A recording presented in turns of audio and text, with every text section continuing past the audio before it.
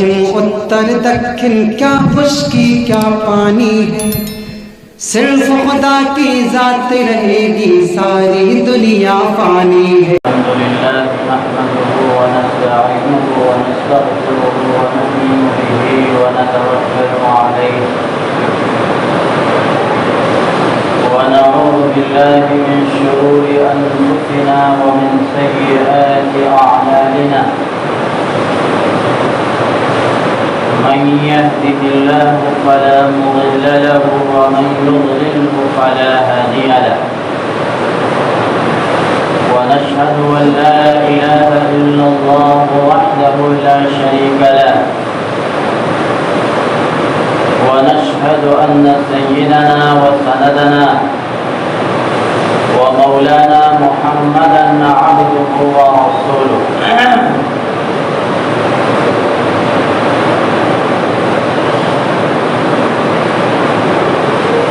أما بعد فأعوذ بالله من الشيطان الرجيم، بسم الله الرحمن الرحيم،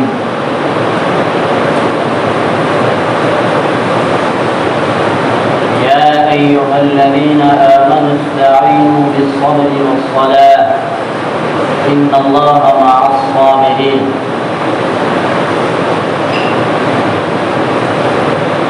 صدق الله العلي العظيم۔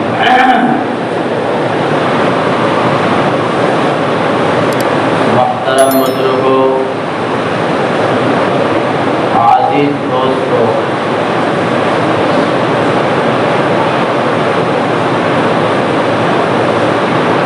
ابھی ہمارے سامنے ماہ محرم الحرام کا مہینہ چل رہا ہے، اور جو اس پورے ماہ کا اصل وقت ہے، جس کو ہم یوم عاشورہ کہتے ہیں، وہ دن گزر چکا ہے۔ اس مہینے کے اندر ایسا نہیں ہے کہ صرف حضرت امام حسین رضی اللہ تعالی عنہ کی ہی شہادت ہوئی ہو، بلکہ بے شمار صحابہ کرام کی شہادتیں اس مہینے کے اندر ہوئی ہیں۔ بزرگوں نے لکھا ہے کہ اگر دوسرے صحابہ کرام کی شہادت کا اس مہینے کے اندر ذکر نہ کیا جائے تو تنہا حضرت حسین یا حسن رضی اللہ تعالی عنہما کی شہادت کا ذکر کرنا نامناسب ہے، چونکہ ہم نے اس مہینے میں کسی بھی صحابی کے شہادت کا واقعہ ذکر نہیں کیا۔ آپ کے سامنے گزشتہ ہفتے محرم الحرام کے تعلق سے چند باتیں آئیں، اس لیے ہم حضرت حسین رضی اللہ تعالی عنہ کی شہادت کو بھی چھوڑتے ہیں اور ترک کرتے ہیں۔ دوسری چیز ہمارے سامنے جو ہے وہ 15 اگست کا دن ہے۔ ہندوستان کی تاریخ میں 2 دن بہت اہم مانے جاتے ہیں۔ ایک 15 اگست جس کو ہم یوم آزادی کہتے ہیں، جس دن ہمارا دیش، ہمارا ملک ہمارے بزرگوں کی قربانیوں کے نتیجے میں آزاد ہوا۔ اور دوسرا دن جس کو ہم 26 جنوری کہتے ہیں، یوم جمہوریہ، اس دن ہمارے ملک کا دستور بنا اور اس دن ہمارے ملک کے دستور کا نفاذ ہوا، قانون عمل میں آیا۔ جمہوریت اسی دن سے نافذ ہوئی، اس لیے اس کو 26 جنوری کو یوم جمہوریہ اور 15 اگست کو یوم آزادی کے نام سے ہم یاد کرتے ہیں۔ یہ دونوں دن دراصل ہمارے ملک کے لیے اور ہمارے لیے نہایت ہی عظیم الشان ہے۔ ہماری اس کے پیچھے ایک بڑی قربانی ہے، اور مسلمانوں کو خاص طور سے ان قربانیوں کو اور ان تاریخ کو یاد رکھنا چاہیے۔ جو قوم اپنی تاریخ سے کٹ جاتی ہے جو قوم اپنی تاریخ کو بھلا بیٹھتی ہے، وہ قوم جو قوم اپنے بزرگوں کی قربانیوں کو بھلا دیتی ہے، ظاہر ہے کہ اس کے لیے اپنی اگلی منزلوں کو متعین کرنا یا صحیح راہ کو یا صحیح سمت کو متعین کرنا مشکل ہی نہیں بلکہ ناممکن سا ہو جاتا ہے۔ میرے بھائیوں، اس ملک کی آزادی کے پیچھے آپ کے آباء و اجداد کی اتنی بڑی قربانی ہے جس کو آپ اور ہم تصور بھی نہیں کر سکتے۔ ان حضرات کے دلوں میں ہمارے لیے کہ ہم وہ بزرگ یہ خیال کرتے تھے کہ آنے والی ہماری نسل کس طریقے سے ایمان کے اوپر باندھے رہے گی۔ مسئلہ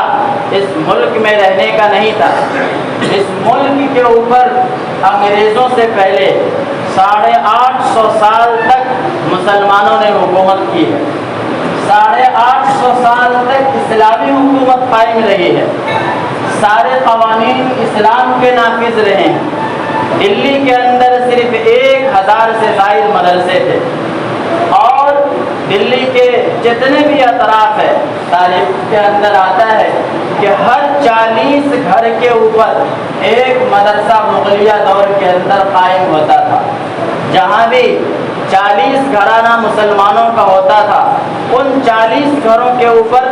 مغلیہ بادشاہ ایک مدرسے کا قیام عمل میں لاتے تھے، اور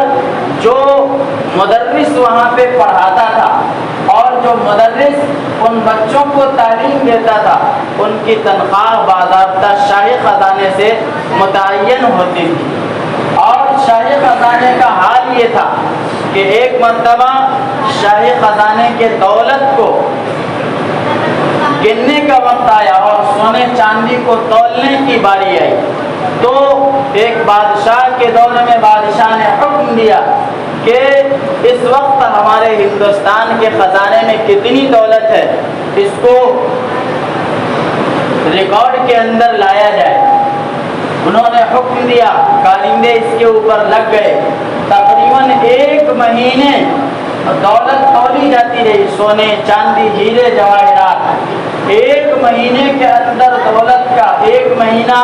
اور بعض روایتوں کے اندر آتا ہے کہ 90 دن، 3 مہینے دولتوں کو تولنے کے بعد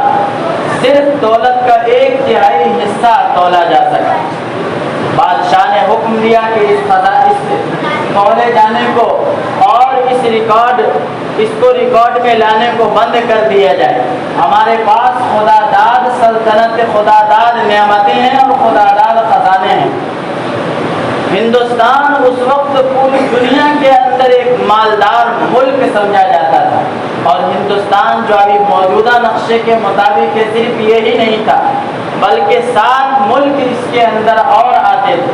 برما ہے، تبت ہے، نیپال ہے، افغانستان ہے، سری لنکا ہے، بنگلہ دیش ہے، یہ سارے کے سارے ملک ہندوستان کے حصے کہلاتے تھے، آپ کا پڑوسی ملک ہے۔ یہ 7 ملکوں کا مجموعہ ہندوستان تھا، اور اس کے اندر مسلمانوں کی حکومت 1 سال 2 سال 3 سال نہیں رہی، بلکہ مکمل 850 سال مسلمانوں نے حکومت کی ہے، اور مسلمانوں نے یہ دولت جمع کی۔ اس کے بعد انگریز آئے اس ملک کے اندر چور دروازے سے۔ انہوں نے سب سے پہلے واسکو ڈی گاما، جو گوا کا حصہ پڑتا ہے، وہاں پہ اپنا قدم جمایا، اور آئے بھی تو تجارت کی نیت سے آئے۔ انہوں نے بادشاہوں سے یہ پروانہ حاصل کیا کہ ہمارے یہاں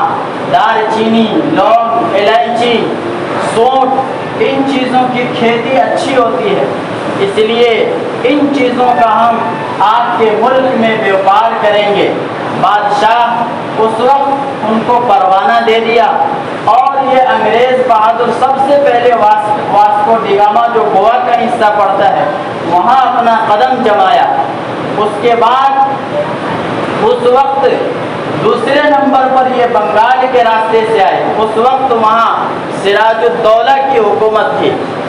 اور اس وقت ہندوستان کی جو مرکزی حکومت تھی وہ تقریباً ٹوٹ چکی تھی اور کمزور ہو چکی تھی۔ طوائف الملوکی کا دور تھا۔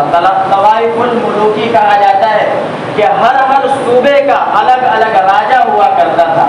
اور اس صوبے میں اسی راجا کی حکومت ہوا کرتی تھی۔ اس طریقے سے مرکزی حکومت کمزور پڑ گئی اور طوائف الملوکی ہندوستان کے اندر شروع ہوا، اور انگریز بہادر واسکو ڈی گاما کے بعد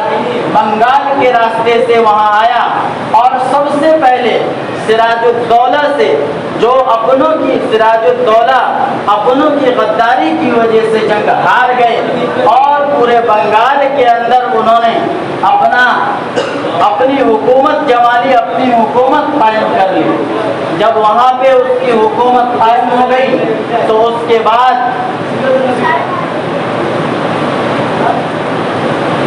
ایک صوبے میں اس کی مکمل حکومت قائم ہو جانے کے بعد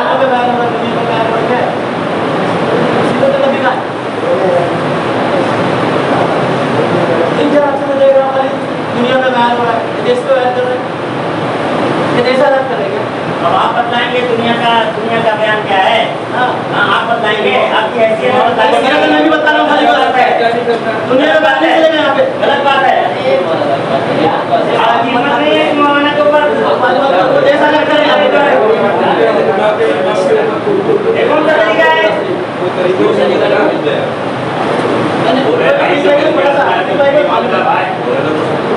اوقات نہیں آپ کی کہ آپ مولانا کے اوپر آواز اٹھائیں، مولانا کو نہیں بول رہا ہوں، غلط بات ہے۔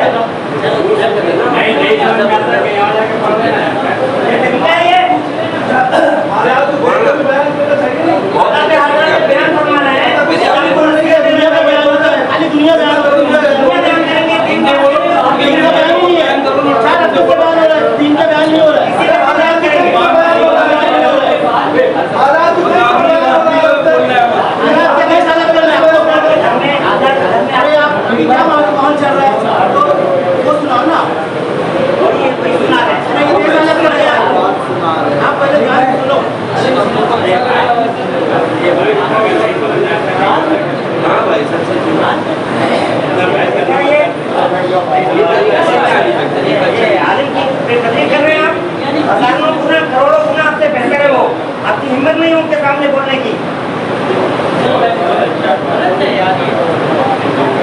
طریقہ یہ قانون کے اوپر آواز اٹھانے کا۔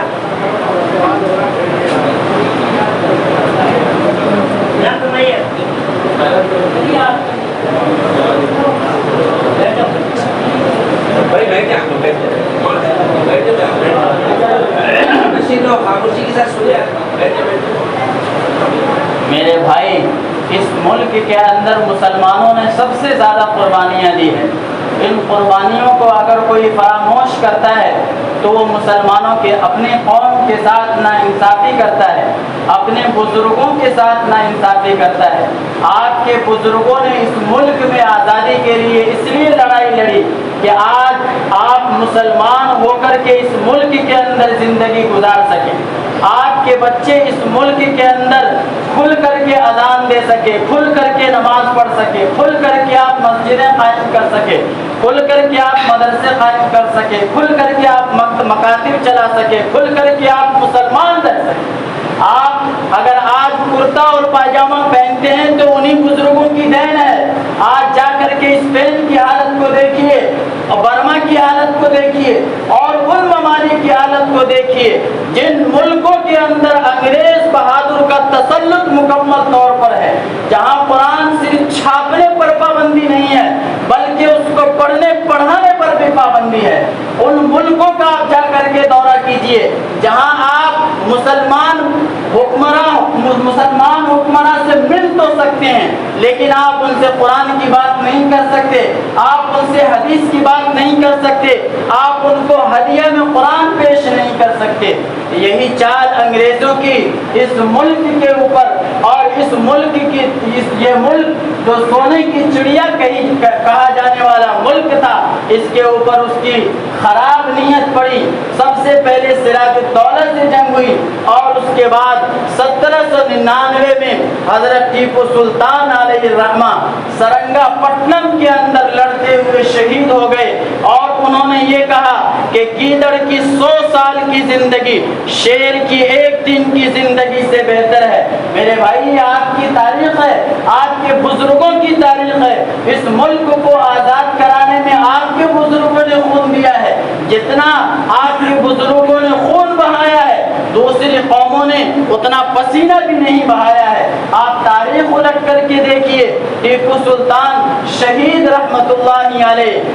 1799 میں سرنگا پٹنم کے اندر شہید ہوتے ہیں، اور انگریزوں کا ان کے اوپر اتنا خوف ہے، اللہ نے اتنا روب ڈالا تھا ان کے اوپر، اور انگریزوں کے اوپر ان کا اتنا روب ڈالا تھا، اور اتنا اللہ تبارک و تعالیٰ نے ان کو روب عطا فرمایا، اتنی عظمت عطا فرمائی، باوجود کہ ان کی لاش پڑی ہوئی ہے، حضرت ٹیپو سلطان شہید پڑے ہوئے ہیں، اور انگریز کو یہ معلوم ہے کہ وہ شہید ہو چکے ہیں، لیکن اس کے باوجود انگریز ان کی لاش کے پاس نہیں جاتا، اپنے کارندوں کو بھیجتا ہے، ڈھیلا مار کر کے دیکھتا ہے کہ کہیں ٹیپو سلطان زندہ تو نہیں ہے۔ اس وقت جب ٹیپو سلطان جام شہادت نوش فرما چکے، اس وقت 1799 میں، اور آگے تاریخ جاتی ہے، اور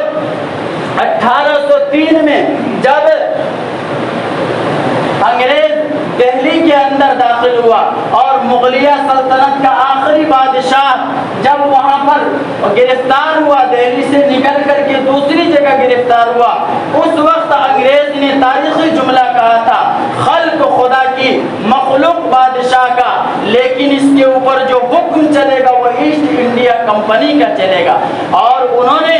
پادریوں کو بلانا شروع کر دیا، اور پادریوں کے ذریعے جبراً مسلمانوں کو عیسائی بنانا شروع کر دیا، ہندوؤں کو عیسائی بنانا شروع کر دیا، اور انگریزوں نے اپنے تمام صوبہ جات میں یہ فرمان جاری کیا اور یہ بھیجا کہ جو مسلمان گیہوں کا آٹا کھاتا ہے ان کو آٹے کے اندر سور کی ہڈی کا برادہ ملا کر کے، اور جو ہندو آٹا کھاتا ہے اس کے اندر سور کی چربی ملا کر کے، جو کارتوس استعمال ہوتے ہیں اس کے اندر سور کی چربی ملائی جائے، اور غرض یہ کہ کھانے پینے کی چیز کے اندر گائے کی چربی، گائے کی گوشت کی آمیزش، سور کی چربی، اور جتنی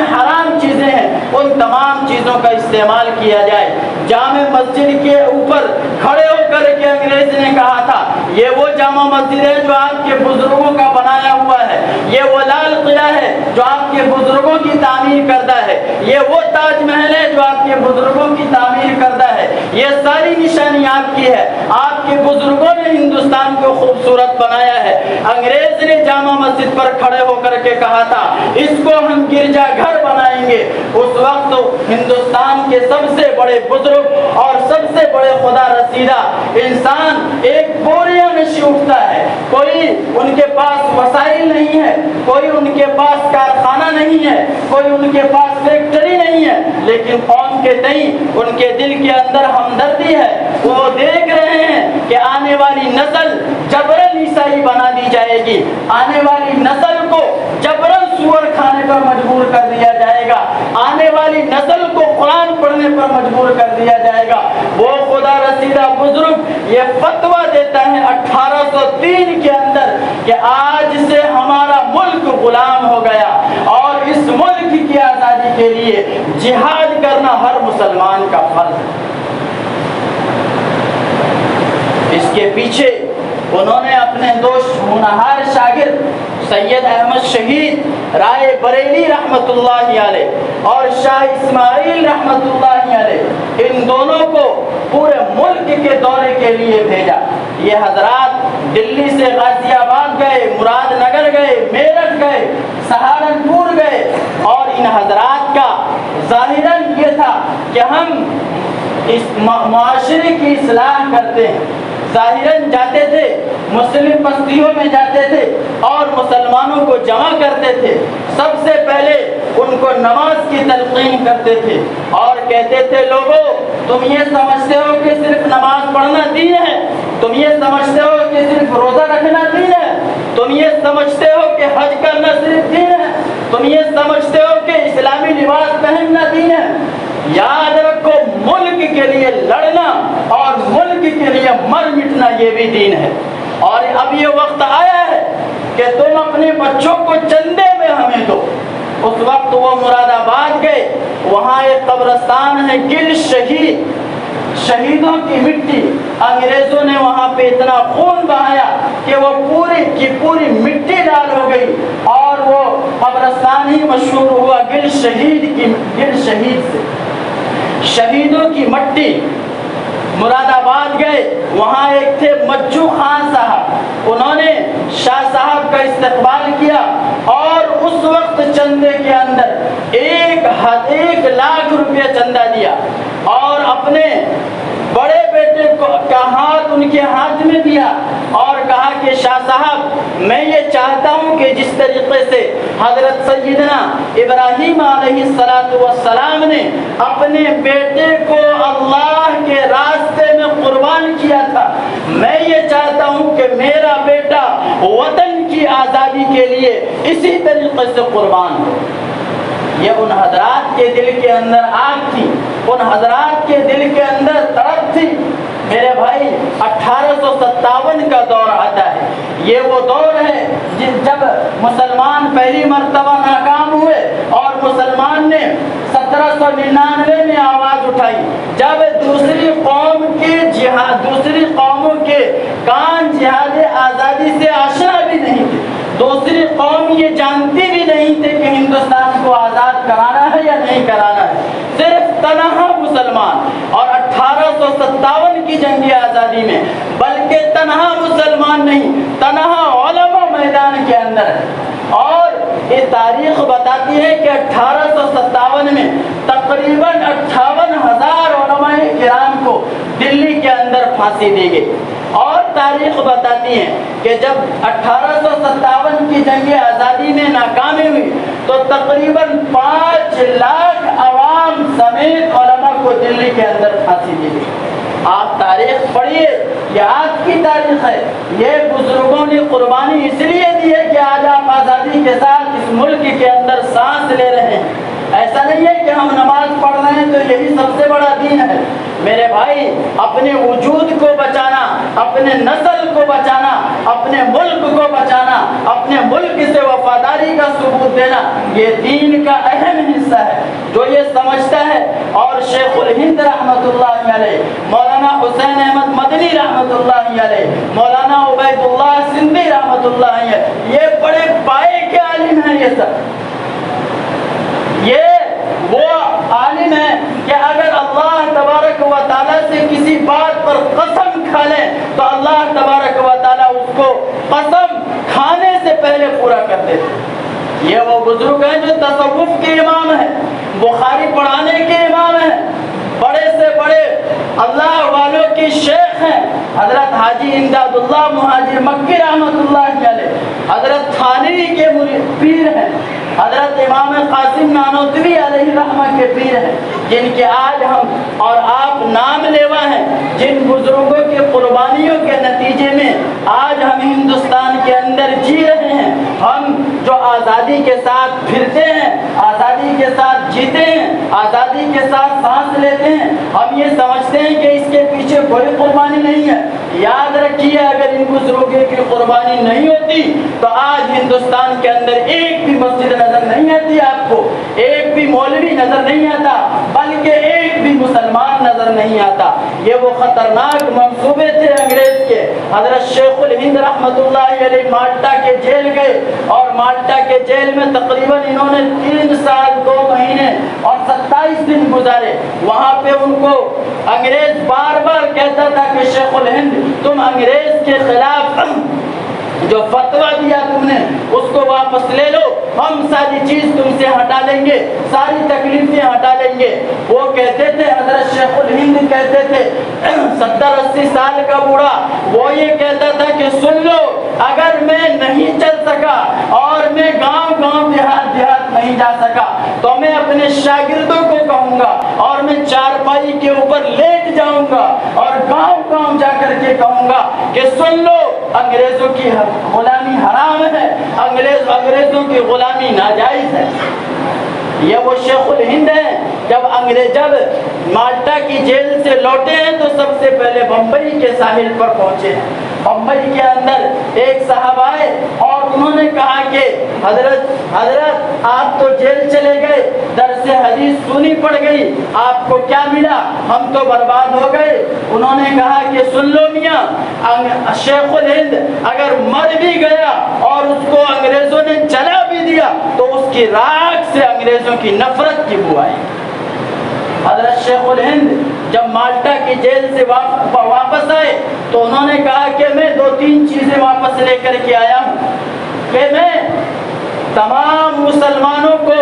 جا کر کے یہ کہوں گا کہ قرآن کے الفاظ پڑھو. دوسری بات یہ جا کر کے کہوں گا کہ قرآن کو ترجمے کے ساتھ پڑھو. اور تیسری بات جا کر کے یہ کہوں گا کہ اپنے بچوں کو مکتب سے جوڑو. اس کے علاوہ کوئی حل نہیں ہے.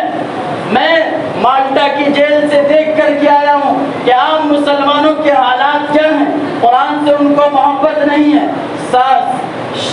شاہ اسماعیل شہید رحمت اللہ علیہ اور سید احمد شہید بریلوی رحمت اللہ علیہ, ان لوگوں نے جو پورے ملک کا دورہ کیا اور ملک کے گاؤں گاؤں میں گئے, ایک ایک آدمی کو سمجھایا اور کہا کہ دیکھ, اگر ملک زندہ ہے تو تو زندہ ہے, ملک اگر انگریزوں کے ہاتھ میں چلا گیا تو تو مر گیا, تیری اولاد مر گئی. اگر اپنی اولاد کو زندہ رکھنا چاہتا ہے تو اس ملک کو زندہ رکھنا ہوگا. یہ ہر ایک کو بتایا اور سمجھایا. اس کے بعد ہر ایک سے ان کی اولاد کو چندہ لیا, ان کی اولاد کا چندہ لیا, مال کا چندہ لیا. سب کو جمع کرنے کے بعد 1868 کے اندر آ کر کے ایک فیکٹری ڈالی جس کو ہم دارالعلوم دیوبند کے نام سے جانتے ہیں. دارالعلوم دیوبند بظاہر دیکھنے میں ایک مدرسہ تھا, لیکن حضرت شیخ الہند مولانا قاسم نانوتوی, حاجی عابد حسین, یہ ان بزرگوں کا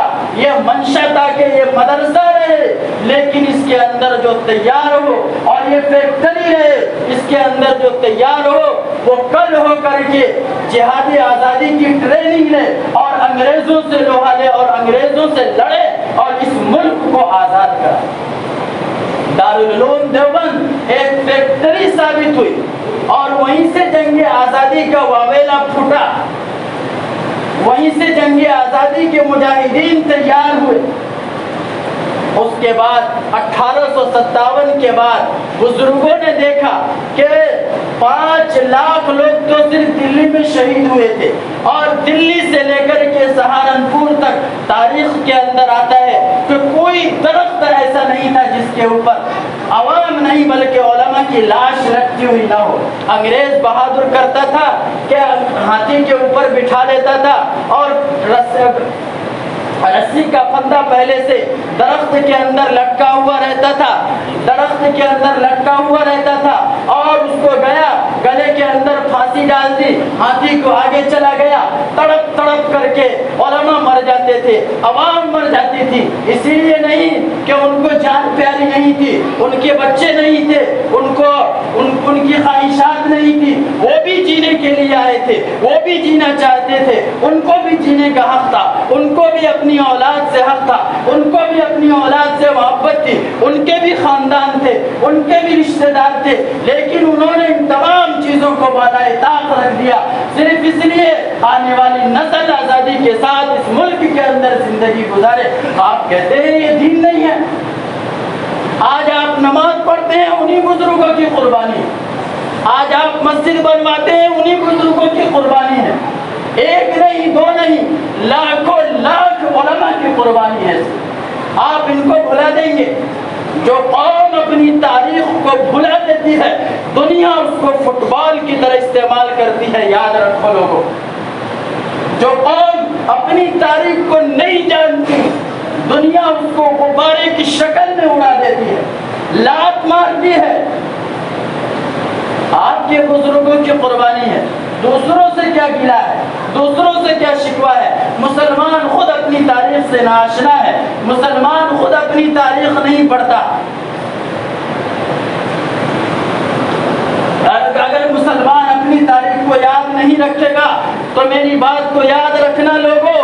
آگے وہ دن آئے گا تم اپنے بچوں کو پڑھانا چاہو گے، نہیں پڑھا سکو گے،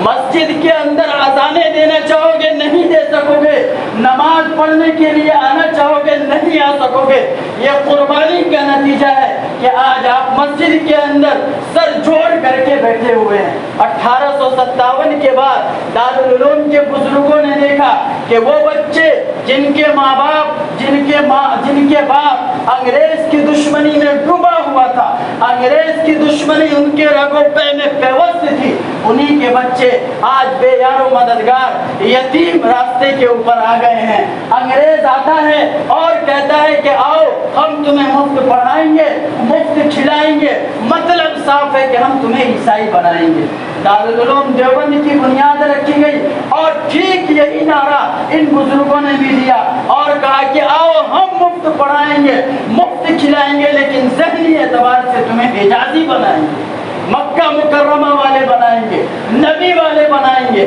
اور ہوا یہی کہ وہ ماں باپ جن کو انگریزوں نے قتل کر دیا، جن کو انگریزوں نے پھانسی کے اوپر چڑھا دیا، ان کے بچوں کو ہمارے اکابرین نے دارالعلوم سے جوڑا اور اس طرح کے مدرسوں سے جوڑا۔ صرف دارالعلوم کی بنیاد نہیں رکھی گئی، آپ جا کر کے تاریخ پڑھیے، شاہی مراد آباد کی بنیاد رکھی گئی، جامع مسجد امروہہ کی بنیاد رکھی گئی اور مدارالعلوم سہارنپور کی بنیاد رکھی گئی۔ اس خطے کے اندر بے شمار مدارس کی بنیاد رکھی گئی اور کہا گیا کہ آؤ ہم تمہیں مفت پڑھائیں گے، مفت کھلائیں گے، ذہنی اعتبار سے حجازی بنائیں گے، جسمانی اعتبار سے تمہیں غازی بنائیں گے۔ ان کے پاس کچھ نہیں تھا، ان کے پاس نہ پیسہ تھا نہ دولت تھی، انگریز سب کچھ دے سکتا تھا، ان کے پاس حکومت تھی، ان کے پاس خزانے تھے، لیکن یہ بوریاں نشی لوگ، ان کے پاس کچھ نہیں تھا۔ اس کے باوجود اللہ نے ان کے دل کے اندر قوم کے تئیں تڑپ ڈالی تھی، یہ چاہتے تھے کہ جو مسلمان انگریز کی دشمنی میں ڈوبا ہوا تھا آج ان کی اولاد عیسائی بننے پر مجبور ہے، ان کو کھینچ کر کے لایا اور مسلمان باقی رکھا، ان کو پڑھایا لکھایا، بلکہ پڑھا لکھا کر کے ذہنی اعتبار سے حجازی بنایا اور جسمانی اعتبار سے غازی بنایا، جنہوں نے آپ کو آزادی دلائی۔ اللہ ہمیں عمل کی توفیق عطا فرمائے۔